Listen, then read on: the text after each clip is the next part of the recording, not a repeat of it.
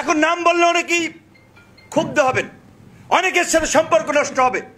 প্রধান প্রধান রাজনৈতিক দল বলতে আমরা যাদেরকে বুঝি, আমি যদি বিএনপির কথা বলি, জামাতের কথা বলি, তারা কি পরিষ্কারভাবে বলছে আমরা আওয়ামী লীগের রাজনীতির কবর দেখতে চাই, আওয়ামী লীগের রাজনীতি দেশে নিষিদ্ধ চাই, আওয়ামী লীগকে রাজনীতি করতে দেওয়া হবে না?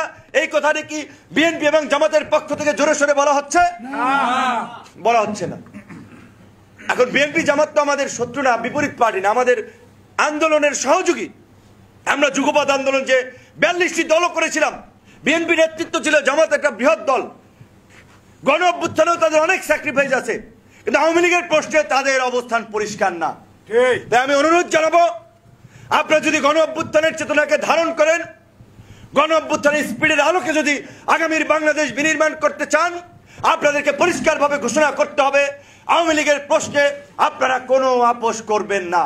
কারণ এই আওয়ামী লীগের দ্বারা সবচেয়ে বেশি ভুক্তভোগী হচ্ছে বিএনপি এবং জামাতি। কিন্তু আজকে ভোটের রাজনীতির কারণে অনেকেই নানান ধরনের কথাবার্তা বলছেন। এই পরিস্থিতি যদি হয়, সামনে কিন্তু আমাদের সবাইকে ভুগতে হবে।